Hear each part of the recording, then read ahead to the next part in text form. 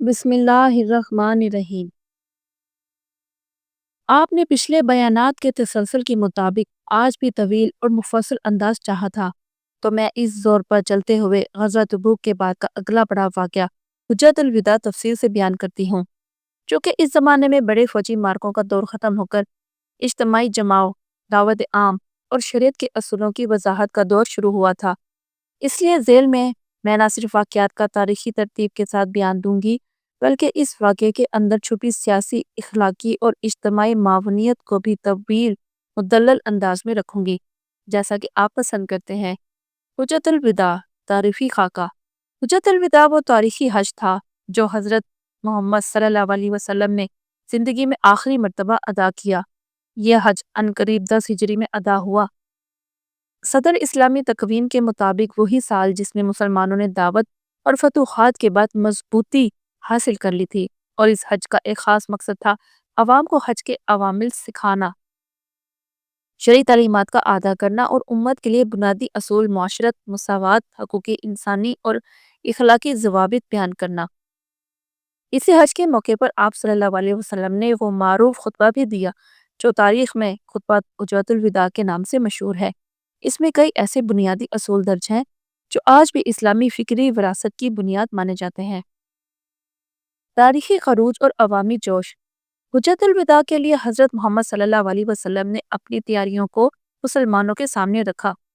مدینہ سے بڑی تعداد میں مرد و عورت، آزاد و غلام، امیر و فقیر سب متحد ہو کر نکلے۔ سفر میں لوگوں کا جوش و ولولہ بہت زیادہ تھا، کیونکہ یہ حج نہ صرف عبادت تھی بلکہ ایک عظیم تربیتی واعظ اور قانونی دستاویز کی تشہیر کا موقع تھا۔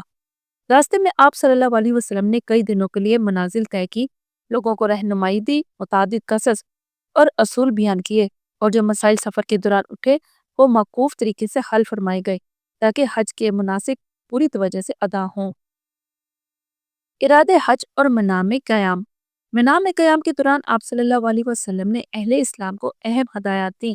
آپ نے انسانی حقوق، انصاف، باہمی احسان، عورتوں کے حقوق، غلاموں کے ساتھ حسن سلوک، قتل و مال و جان کی حرمت اور سود و ظلم سے اجتناب جیسے موضوعات سختی سے واضح کیے۔ خاص طور پر اس وقت کی معاشرتی بدعتوں اور قبائلی رواجوں کو درست کرنے کی تاکید محسوس ہوئی۔ ایک ایسی شریعت جو اخلاقی مساوات اور عدل پر مبنی تھی۔ وقوف عرفات، حج کا کلیدی لمحہ۔ حج کے سب سے اہم مرحلے وقوف عرفات پر آپ صلی اللہ علیہ وسلم نے خطبہ دیا۔ یہ خطبہ نہ صرف مذہبی ہدایت تھا بلکہ معاشرتی انقلاب کی لازمی دستاویز بھی تھا۔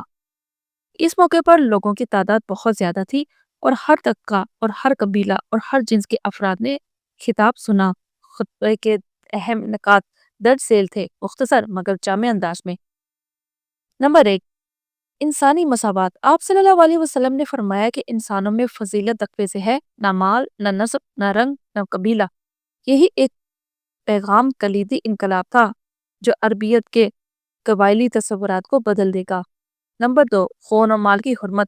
زندگی اور املاک کی حفاظت پر زور دیا گیا۔ ایک مسلمان دوسرے مسلمان کا بھائی ہے۔ نمبر 3، عورتوں کے حقوق۔ عورتوں کے ساتھ حسن سلوک اور ان کے حقوق کی واضح تاکید کی گئی۔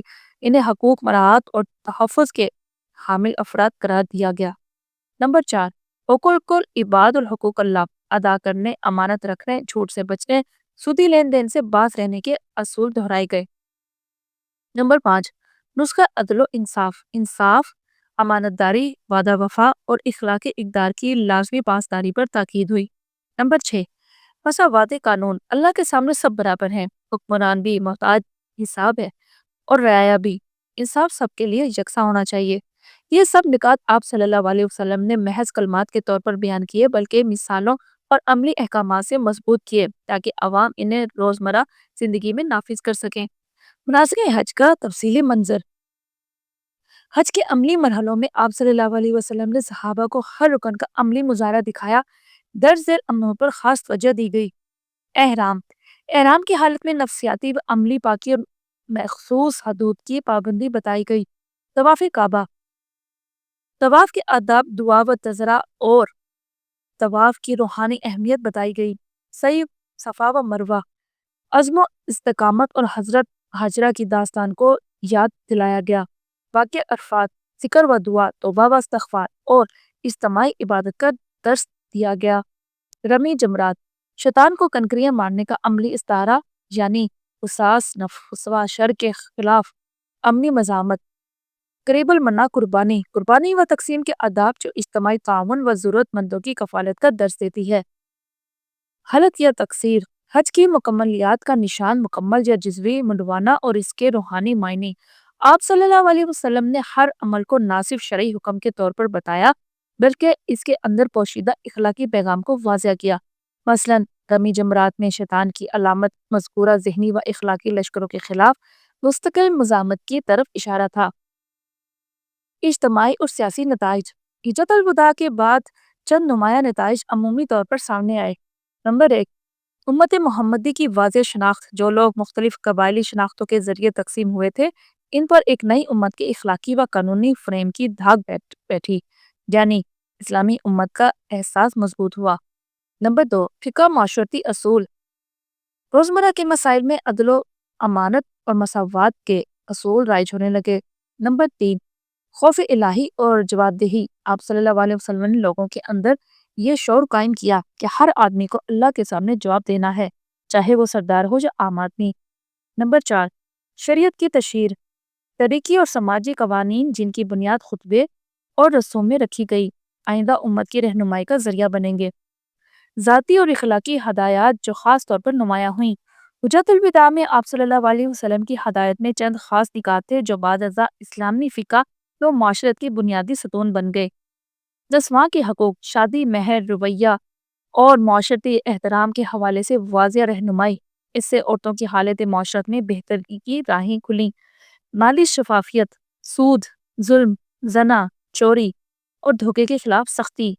امانت و عہد کی پاسداری، تمام معاہدات میں دیانتداری لازمی۔ قانونی مساوات، سزا اور انصاف میں جذبات اور ذات پر مبنی امتیاز کی ممانعت۔ واپس مدینہ اور آخری ایام کی طرف اشارہ۔ حجۃ الوداع کے بعد آپ صلی اللہ علیہ وسلم مدینہ واپس آئے۔ اس کے بعد آخری عمر قریب آئی، لیکن اس دوران بھی آپ صلی اللہ علیہ وسلم نے امت کی رہنمائی جاری رکھی۔ دعو و صدقات کے انتظامات، عدالتی معاملات کی ہدایت اور مستقبل کے لیے اصول رہنمائی مرتب کیے گئے۔